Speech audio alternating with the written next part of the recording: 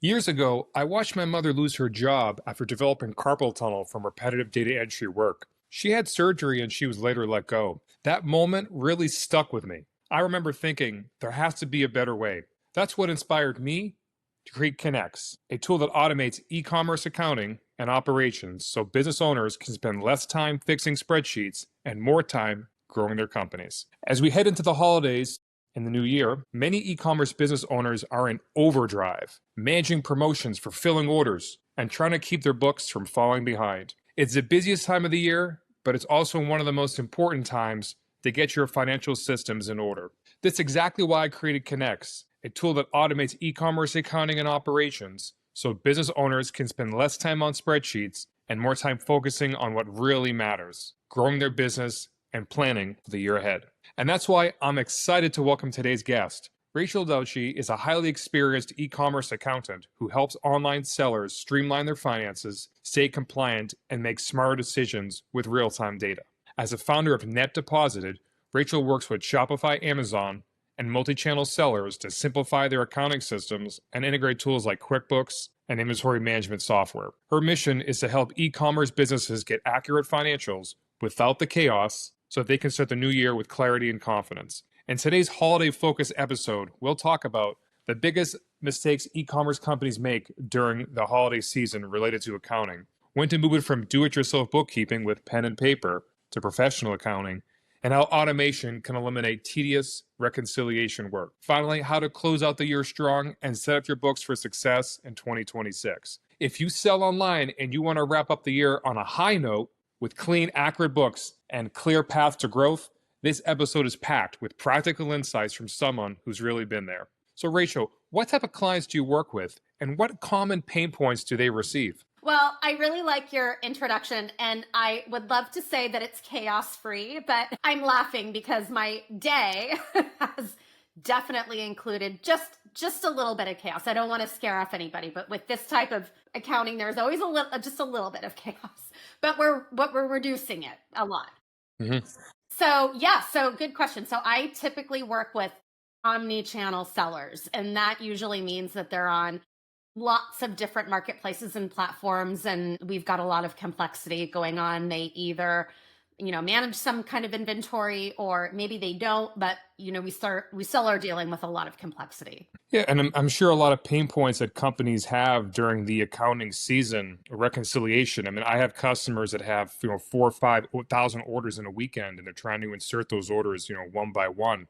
Do you recommend any other tactics for like a flash sale or a Black Friday day when they get a ton of orders in a short period of time? Absolutely. I mean, I would never in a million years recommend people enter their orders one by one by one, into their accounting software. Those days are gone. And, as you know, with your automation tool, we always use some kind of automation tool. It really, our job has kind of gotten to the point where we're analyzing what's going on with them operationally. And, we try and determine which tool we need to use and which one is going to streamline their financial data better than maybe something else. But earlier today, I was just looking at even something that I did, and I was looking at two different accounts on the P&L, and I was like, how did this happen? And I thought, are we duplicating? And no, it was just one item was pointing to one thing and another item was pointing to another thing. And so it wasn't duplicated, but again,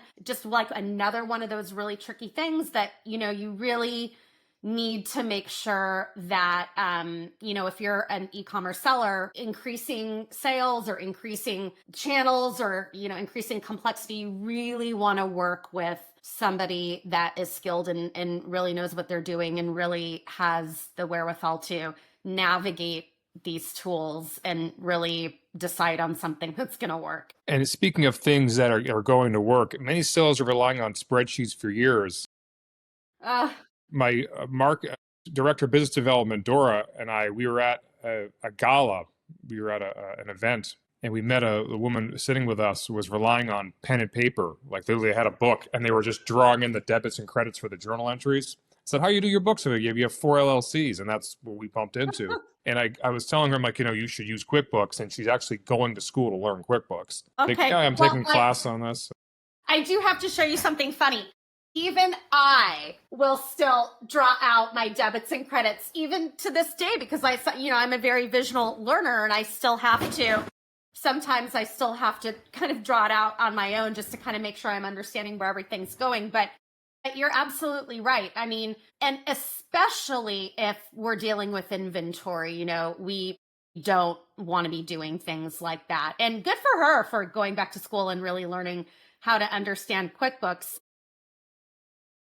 understand the debits and credits. You want to understand the accounting underneath everything because again, it's not just getting out of spreadsheets. It's making sure that, you're really understanding the mechanics underneath the software and you really are doing things to not cause duplication because as we've talked about before, duplication is really that's the biggest error that I see out there whenever I'm looking at, potential problems or diagnosing somebody's situation. I usually see a lot of duplication. And when they're moving to companies like, QuickBooks or Xero or any other accounting system, like what are some of the pitfalls that you're seeing that they're going from a manual process to a QuickBooks or Xero? I mean, is it all like products don't match? They don't understand the concept of product matching? No, it's not that. I'll tell you, this is a really good question, and I'm so glad you asked that. The biggest issue that I see when people are going from a manual system to starting out with QuickBooks or something like that, they make the mistake of thinking that they can manage, like in our world, we deal with a lot of e-commerce. They think that they can manage a lot of selling on multi-channel platforms or dealing with multiple payment methods and managing inventory with multiple locations in QuickBooks. And you can't do that. So QuickBooks, I really want people to understand, if you're going to be doing the things inside of QuickBooks, meaning managing some inventory, it can handle very rudimentary, very simple inventory. It certainly can't push inventory levels to any kind of e-commerce platform. But if you're importing invoices and, maybe you're reducing some inventory and it's a very simple situation, you can do it in QuickBooks. There's other things that, non-e-commerce folks can still do in QuickBooks. But in our world, where we're managing complex inventory, we're dealing with many different e-commerce channels, lots of different payment methods, lots of different clearing accounts. Oftentimes, we're doing the things, as I usually like to say, in these external places. We're managing the inventory in an IMS, which is an inventory management system, cloud-based. We're managing the e-commerce selling in somewhere else. We're managing the purchasing in somewhere else. And we're syncing all the data to QuickBooks Online. And so that's really, when you're getting into that world, you really want to make sure that you're working with somebody that specializes in this kind of thing, like you and I do, because when you are maybe getting a QuickBooks Pro advisor that maybe isn't familiar with this type of thing, or maybe they're even trying to DIY and, they're trying to do all these functions inside of QuickBooks, you're going to run into trouble. At this level, we're really using QuickBooks Online as a ledger, and we're gathering all the information and syncing all the things, the bills, the invoices, if they're doing individual sales transactions, we're syncing the things over. So that's why we utilize these automation tools that, you've built a wonderful one. Thank you. Yeah, I spent, 15 years working on it. We looked at our Jira board where we have tasks. We've had almost 2,500 different support tickets in the 2 years we've had, just different tasks and things we've done. Yeah, well, and I imagine so because, it's complicated. And, and one thing, I'll give you this example, these past couple days, when you're dealing with Shopify is fantastic, as we all know, but what does Shopify do? They add this, they add that, they add this, they add that. Hey, Shopify seller, plug in a dropship store, plug in this, plug in that. And then, so when they do that, the sales don't always sync correctly. Or what if a customer of their store is buying one dropship item and one inventory item, and then it causes the thing not to sync correctly. So we're dealing with all kinds of surprise items. And so I would imagine that, what is going to work one day, boom, not going to work the next, because next level of complexity has been added on. New payment methods been added on. This new sales channel built within Shopify is added on. This is something that the technology changes all the time. And you really also have to make sure that you're keeping up with what's happening. What Shopify can do, it's very different. One challenge when you change a system, you have to test among all the other systems. If you go into Shopify and you make a change in Shopify, like adding a payment, I had customers that had payment processors like TikTok and Facebook, and say, hey, all of a sudden my data doesn't sync properly because you've made a change. You've made a change to your system. That's why. Yeah, and then of course the sales tax is calculating differently when you add on the TikTok shop. Yeah, and we have one Facebook customer and that they got the Facebook and TikTok, and they actually were losing money. Like the people were buying and then refunding, and that was causing the sync to fail. Yeah, and of course they don't necessarily tell the client that right off the bat. It's seamless, and it's set it and forget it, get it, and it's plug it in and don't ever worry about it again. And of course we know that's the opposite of the situation, right? It's constant troubleshooting. So, those of us that, have these firms now, I mean, we've sort of really built them into accounting plus troubleshooting. You can't do this without being able to troubleshoot, and, for your team and for your clients too, because they're seeing things all the time and new changes, and you have to be able to understand the language and really even become an integration specialist, which I feel like I am now. And even then, I don't even know all the things. The biggest challenge with the plugins is that they would put in a refund. We were working with AfterShip and then Loop returns, and the way they think refunds are different than how Shopify normally does refunds. Oh, totally different. And the software is unsure how to interpret it. And so we have to write special software to interpret a loop refund. And that's why the software works well. It's just people try to use it in a way it was not designed. Even the same with WooCommerce. They put a plugin in and the refund looks different than expected. Yeah, it looks totally different. And that's why, and I'm actually glad you brought that up, because one thing that I always recommend is you almost kind of want to get to, and I wonder if you do this, you almost kind of like get to a point where you specialize in these few things. And then I don't even want to deal with that's why I've become more picky. I don't really want to deal with a client that is maybe using this tech stack or that payment provider or this or that. Because, like, for example, Affirm, the reporting is terrible. I can't go in and I can't find various things, right? And so I really prefer that they not use Affirm. I'd rather they use, Shop Pay installments or whatever, because I can't find the backup information that I need. So, I sort of have my preferred set of things that I would rather they ask me, like, hey, what do you recommend for this payment provider? Hey, what do you recommend for this shipping solution or whatnot? Because I know how the information is going to come in, and I'd rather, I don't want to constantly learn a whole new thing. So I have almost gotten to the point where I really am like, these are the things you have to use, and I can service you if you're using these things, but if you're not, I can't. Because it's, the things are so nuanced that it's become such a time suck. And speaking of, these nuanced things, what reports should every e-commerce owner regularly look at to understand the profitability, especially during the holidays? Well, I mean, if you want to look at profitability, you definitely want to look at profitability by item or by category. And a lot of those things, remember when I said you can't really do those things in QuickBooks? QuickBooks doesn't have that type of reporting at all. I mean, again, it's a general ledger. I mean, you can look at standard reports, but we will usually use this IMS in which the inventory is managed there. And by that, I mean the movements, the increasing of items, the decreasing of items. The purchasing goes in there, syncs the bill to QBO. The selling happens there. The sales sometimes get synced from there. Oftentimes they're synced with something else. But the cost of goods sold are pulled from there because that's where the items live. That's the place where we can usually look at more significant reporting in something like that.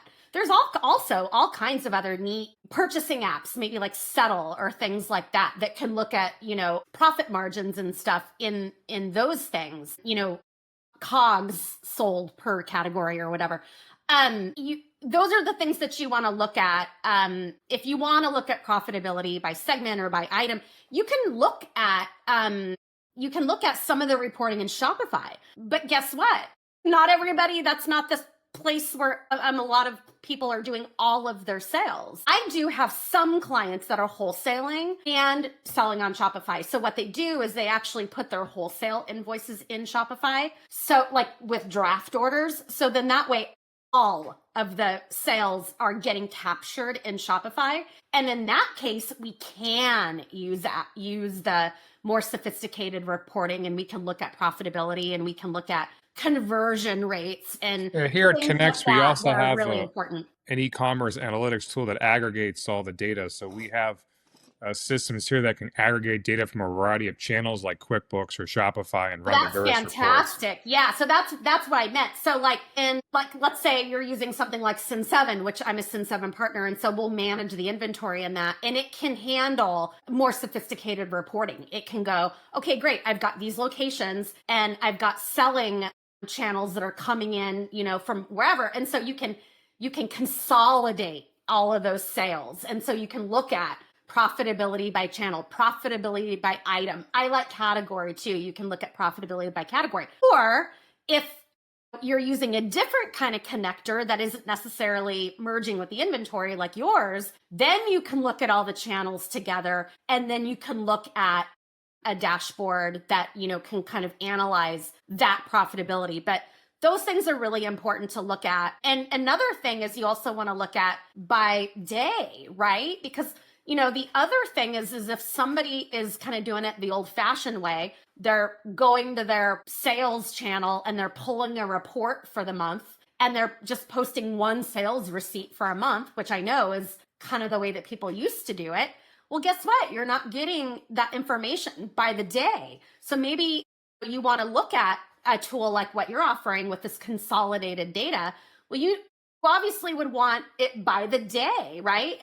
Or, you'd want a consolidated entry for the day or individual sales for the day. And then you can look at real information like this weekend compared to that weekend, or holiday weekend this year compared to holiday weekend last year. Yeah, And so you need a those are the metric. You need to things know that if you're become really improving. important. Sorry, go ahead. You need to know if you're improving or doing worse. And without a metric, you can't say, where was I at this time last year compared to where I am at this year quarterly. Of course. Yeah. And so, you don't want to just run on gut, and you don't want to just make guesses. You also don't want to buy too much inventory because, what if you're, I usually don't work with people that are buying food. I mean, that's just a whole other layer of intensity because that stuff will expire. But, but you still don't want to make sure that you're overbuying, and, when you could have that cash instead of tying it all up in inventory. So you do want some level of intelligence so you can make good decisions for your business, because we've sort of gone from wrapping our head around the data was so time consuming that that's really all I could focus my time on. But now we have all these aggregators and tools to make sure that our data is good. Of course, we still reconcile everything to make sure that it's bulletproof, but once we know that data is accurate, now we can spend more time with our clients, like really analyzing this data and look to see, if you do look at profitability by item, maybe they've got a couple things that they thought were profitable, but really they were losing all this money on. And I want to be able to let them know, like, those things aren't profitable. You might want to consider getting rid of that.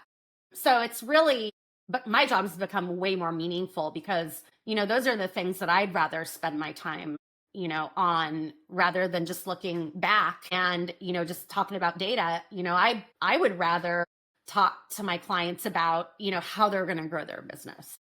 And speaking of clients growing their business, as we approach the holidays and even New Year, what should online sellers do to prepare their books for the busiest and most important time of the year? Well, I can tell you what they shouldn't do. They shouldn't reach out to somebody like me at the very last minute and ask, can I clean up 5 years of books? The best thing that they can do is they can find somebody early as they can, start doing the right thing monthly before things grow and get out of hand. Because at this point, I do not have the capacity to go and do massive cleanups for people Yeah, that firm. have put in, tools and caused all this duplication, caused all these errors, their sales tax errors. I don't even have the capacity to even do that anymore. So we're really only doing cleanups for people that have signed on as monthly clients. And so I can't even handle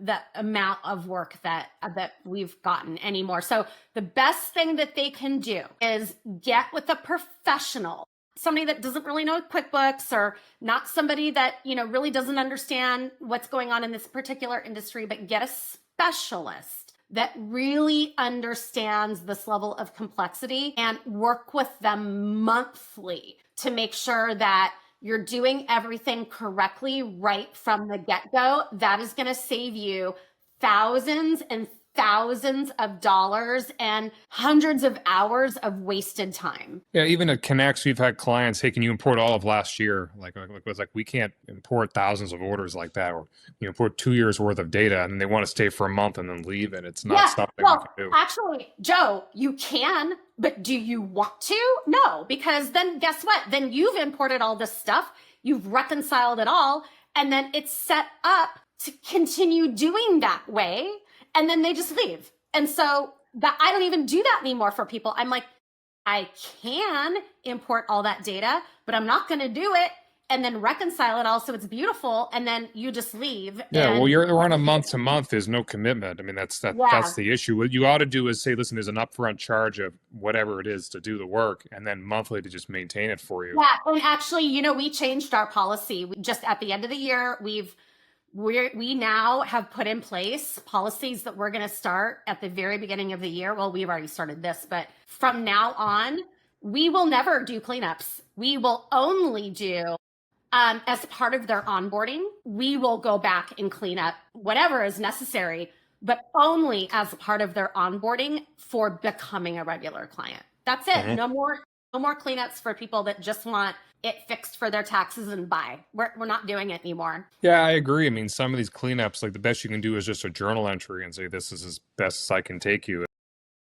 Well, and then I hate that. So I actually love bookkeeping. I want to go to the merchant portals. I want to pull the exact amount of fees. I don't want to just like create some nonsensical journal entry. I want it to reflect exactly what the reporting is saying. I'll do a journal entry and I'll do gross sales, less, whatever, but I want it to tie out to what the merchant report data is saying. So otherwise, why bother? You know what I mean? And so, I want to set it up for success so that way we can do the accounting like that going forward. So that's our policy now. And I want to give a big thanks to Rachel. I'll end our podcast for today. Rachel, thanks so much for your very interesting podcast about accounting during the holiday season. If you're an e-commerce business owner and you'd like to take control of your accounting and start the new year with accurate, reliable data, check out netdeposited.com.